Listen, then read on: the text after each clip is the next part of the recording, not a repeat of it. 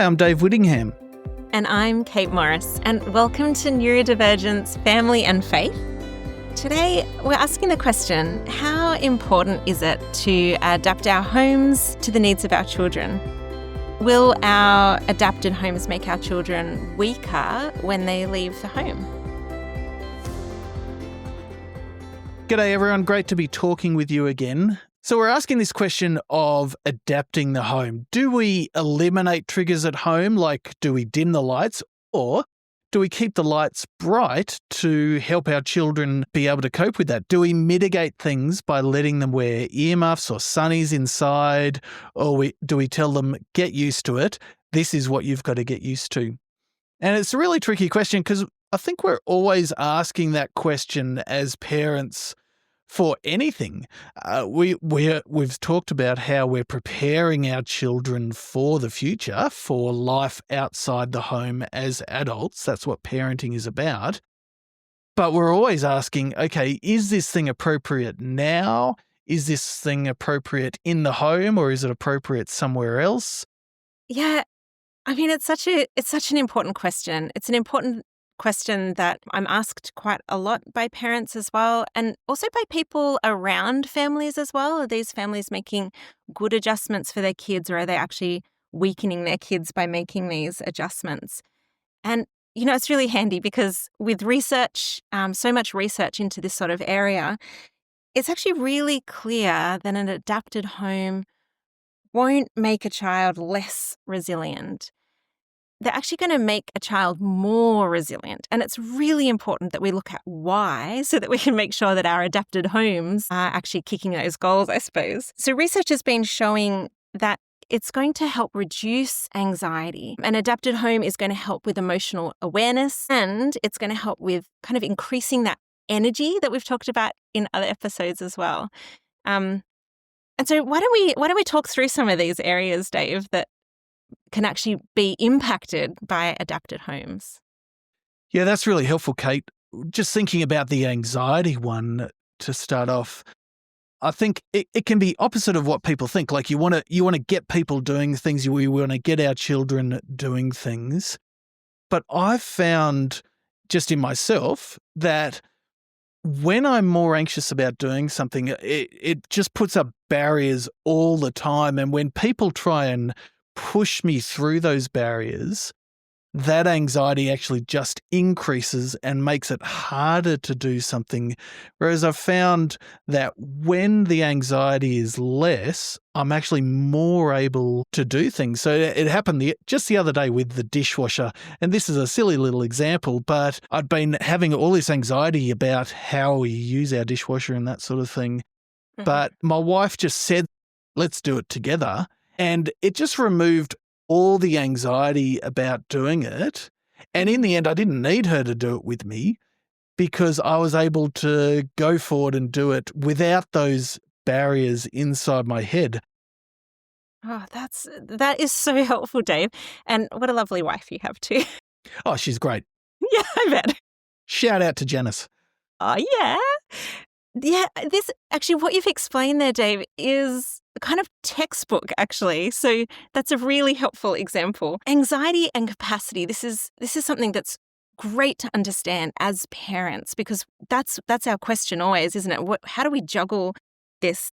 We know from research that neurodivergent kids and adults are much more likely to experience high levels of anxiety than the rest of the population. That's going to be much more likely to be their reality.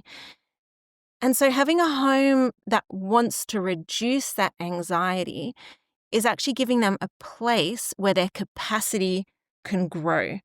And that's for a few reasons that it grows the capacity. One of those reasons is kind of like what you were saying. When anxiety is reduced, you're actually able to face things that are stressful. So to say it another way, we know that when a child or an adult faces stressors or triggers, their anxiety increases. And when their anxiety increases, they're more likely to be triggered or stressed by those things around them. And so their anxiety increases, which means they're even more likely to be triggered. And so, I mean, it's just this vicious cycle. if our home is a place that is adapted to lower that anxiety, you can see how that kind of snaps them out of that spiral that you were in a bit, Dave, with your dishwasher as well. Actually, taking some of that anxiety away means that it's not this loop, this sort of spiral downwards. Instead, it's this moment where the anxiety is reduced so the stressors can be faced. The capacity is actually reduced in that time by having that anxiety taken away. Yeah, it's interesting, isn't it? Because as parents, we can be the cause of that anxiety. Yeah. So Yeah. as you were talking, I was thinking about the Bible verse, do not exasperate fathers, talking to fathers particularly, do not exasperate your children, but bring them up in the training and instruction of the Lord. I think in the way that we want to bring up our children and training and instruction of the Lord, we can have that good motive and desire, but the way that we do it can actually lead to exasperation and, to put it another way, can lead to anxiety because we think we're trying to achieve this great goal. But actually in doing that, or the way that we go about that, we've actually increased the anxiety and made the goal less achievable for the child. And so for us as parents, we need to be thinking, okay, how can I reduce that anxiety in order to actually increase capacity to achieve that goal? Yeah, that's exactly right. Yeah, helpful verse there too. And along these lines too, anxiety, when it's high, is going to interrupt sleep. And this is true for everyone. Sleep and anxiety are so closely related. If you have a bad night's sleep, I know for me, I'm going to have a worse day. I'm going to be more anxious about things. And it's that spiral in a similar sort of way, because also if you're anxious, you're going to sleep worse. If you're sleeping worse, you're going to be more anxious, which makes you sleep worse. For some kids, this is really a spiral that will keep them awake a long time, awake in the night, awake early. It's that brain that just can't stop chewing over things. And so again, having a home that sort of supports them in reducing their anxiety will help with sleep, will help with being able to mentally process things. And this reducing triggers, reducing sleep difficulties is all feeding into the importance of mental health. And another thing that research has been abundantly clear on is that neurodivergent people are much more likely to face mental health concerns in the long term as well. And so depression, generalized anxiety, OCD, suicidal ideation, these things and more are a lot more common in the neurodivergent population. And they're fed by this constant drip of anxiety. And so again, it's more than the short-term sleep. It's more than facing stresses the next day. It's a long-term benefit as well, and a long-term risk if we allow just that constant drip of anxiety to be in their lives day in and day out, whether out of the home or in the home. Yeah, we talked about this a bit in our fight, flight, freeze episode where we really struggled to say fight, flight, freeze. Fight, flight, freeze.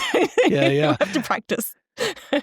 When you ask your happy, healthy child who's had lots of great sleep to empty the dishwasher, that's one thing. But when you ask them to do that when they haven't had enough sleep and they're already anxious, they're going to really struggle with that. And that builds up. It's like a cup building up and up and up and up and up. And if there's no outlet for that anxiety, it just builds up that they aren't able to cope and function. So sleep is an outlet, but we want our homes to be an outlet that anxiety decreases rather than increases. Yeah, that's exactly right. Like active decrease of anxiety, a place that isn't just you come home, put the TV on and you pause, but a place where we're incorporating some of those regulation ideas we've talked about over time, where actually a person is working on reducing that anxiety in an environment where they're welcome to have different needs to other people. A home that says, you're going to find this stressful, let's work on this. A home that says, you're going to find this triggering, let's work on that, whether it's eliminating or mitigating or regulating through these things as we keep talking about. And I think it's also an opportunity for emotional awareness, which is another really important aspect of having an adapted home. So if you've got a home where kids are able to come home and kind of unmask all these things they've held in all day.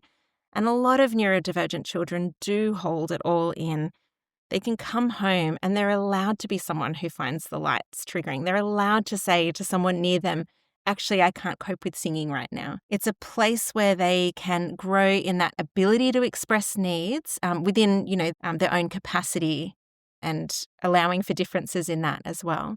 And to grow in confidence, to be heard or to be received for who they are. And research is so clear that this capacity increase will make them stronger and not weaker. And all throughout this episode, I'm going to keep referring to research because there's a big research base for all of this.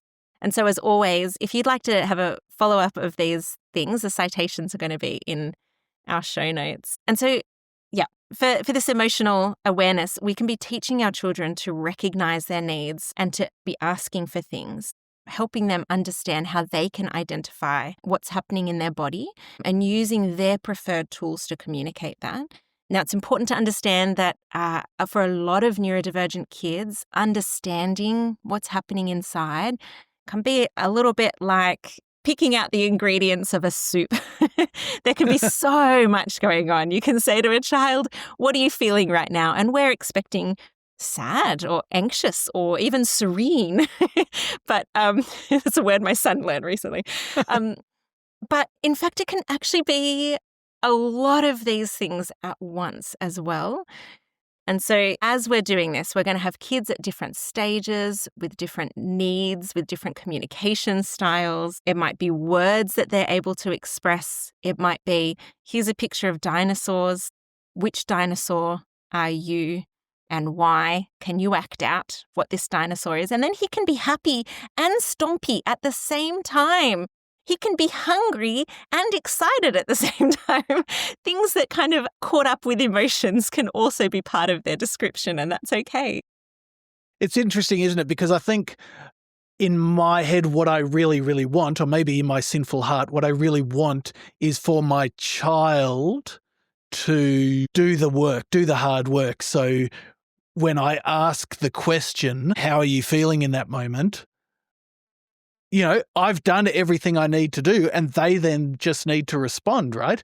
But actually there's so much more for me to do as a parent to help them get to that point where they can express it in whatever way is appropriate for them to express it. It's not like we're not validating every reaction to every emotion. So we're not creating a safe space where we're saying, oh, you know what, you weren't coping at that time and so you pushed that child and that's just a natural reaction to how you were feeling at the time. We're not saying it's okay to go and punch your sister or anything like that. Not at all. What we're doing is we're creating a space in the home where they can slow down and think about what happened in that moment where they did punch their sister and express or find ways to understand their own emotions and then do it in a better and a different way later on. In a lot of life goes really fast, doesn't it? And there isn't time to slow down and to analyze and understand and draw the dinosaur and think about how the dinosaur's feeling or anything like that. And so home actually, we want to make home a place where they can have that space to slow down and to analyze and think and work and say, okay, I don't want to end up hitting my sister. So what are some better ways to do that? Yeah, I think that's really helpful, Dave, because it's important that we all encourage each other as parents in this, isn't it? That we aren't making a home where we just say, your needs mean you can act as you like. We're actually still Christians working to raise our children as Christians for God's glory, imitating Christ. And so that's actually our guiding principle. But in all of this, we understand what's going on for our children in order to best support them rather than just copy pasting an image of what we think parenting might be for other families or whatever it might be. Instead, we're adapting where they're at and constantly looking to Jesus to see who we want to help them be as we ourselves learn to be more like Jesus too, I hope. Yeah, because if we want to teach our kids how to be other person centered in loving, we actually need to be other person centered in our love of them before we ask them to do it, because Yeah. we'll teach them so much better. Oh, absolutely. That's so true. And so hopefully our adapted homes are adapted and Christ-centered. That's really important, isn't it? And Yep. another aspect that this will really help with is renewing energy. And so when our children are constantly overwhelmed at school or whatever they might have had in their day, when they come home, this is a chance where we can be replenishing energy. And we talked about this in an early episode when we talked about spoons. So replenishing those spoons or that energy capacity that we have in a way that is supportive. So working out ways for them, like individualized for them, ways that will work for them to actually actively wind down, not just hit the pause button, but wind down so that they're renewing that energy. And we know that as we have these homes that are adapted, we're not saying, I'm going to push you so that you're more resilient outside of the home. We're saying, I'm going to support you to renew your energy so that when you face the next thing, you've got more energy, which means more capacity, which means less anxiety to face what's coming next. Yeah, so it's not chucking out the goal of helping our kids to do stuff and manage life, is it? It's actually finding a more helpful way to reach that goal. Yeah. So it's not a ticket to laziness where we're saying, oh, we just, you've had a hard time, so there's nothing to do. It's about working, but working with the right tools and the right parameters, which sometimes those tools and parameters can be counterintuitive to what we might be used to or what we want to do. But or what we were brought up with as well. Yeah, exactly. Sometimes we're doing it differently to when we were kids. Yeah. So much of what we do as parents and in marriage is unthought out, just copying what we saw before. And sometimes those things were actually perfect for what we needed. They weren't all bad necessarily. Yeah. But they aren't necessarily what our children need. Yeah, I think that's right.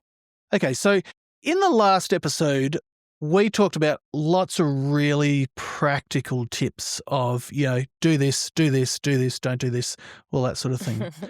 I guess in this episode, we've much more tried to focus on an attitude of adapting the home. So it's not necessarily all the tools you need to adapt the home, but saying, okay, is adapting the home worth it? Is it valuable? Does it help our children or hinder our children? And we want to argue strongly that adapting the home is a really loving thing to do for the sake of training your children. You'll help them to be less anxious, which will increase their capacity, which will prepare them to go out into other environments that are less adapted. The home will be a safe, loving place that's almost a training ground, preparing our children for life. What do you think? Is that a helpful summary, Kate? I think that's a great summary, Dave. I think that's exactly the sort of thing that we've been looking at today. And I'm hoping that this gives us confidence to be working with our kids to work out how to make the home a space for them where they can be rejuvenating, to be building that resilience, to face this world that is going to be complicated probably for their whole lives. And those complications will change. We know from research these things will change over time, but we need to be giving them tools to be able to cope with a world that's always going to be tricky in different ways for them. Yeah, absolutely. Well, next week we're actually going to be looking at something very specific, aren't we? What are we doing next week, Kate? Yeah, that's right, Dave. It's that time of year again. My kids are giving me a countdown to Christmas most days. And so next week we're going to be having a think through supporting neurodivergent children at Christmas time through the events, through the family events, through things like decorations and presents. There is a lot to think through and a lot of joy too as we look ahead to Christmas. Awesome. But before we go, Dave, before we were recording, you were telling me some really interesting things about your other 2 podcasts. Can I just ask you some questions about them? Because I'm a huge fan of your other 2 podcasts.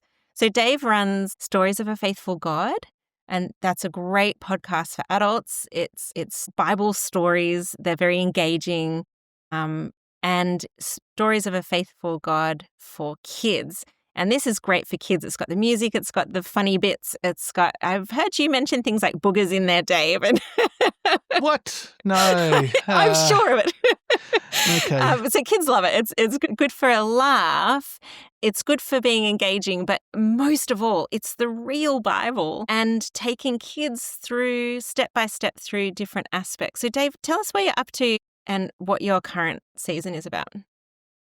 Yeah, so we've just returned to Exodus. We did the first half last year and now we've returned to finish it off. And it's so wonderful because even as God gives the law to his people, he's all about grace. And so he keeps showing grace to his people, but also so many things that he sets up in Exodus keep pointing us to the wonderful news in Jesus.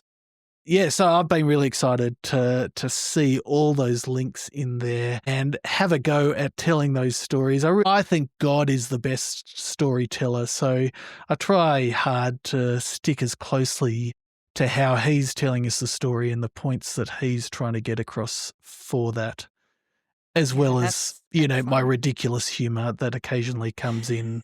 It does sometimes. Yep. Okay, well, look them up on your podcast app or head to faithfulgod.net and you can find the links there. Fantastic. And for now, we'll say goodbye and see you next time. See you next time. Bye. Bye.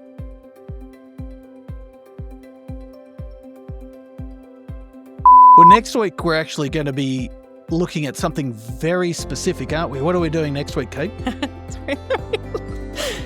I just realized I can't remember. Let me just quickly go to the season plan.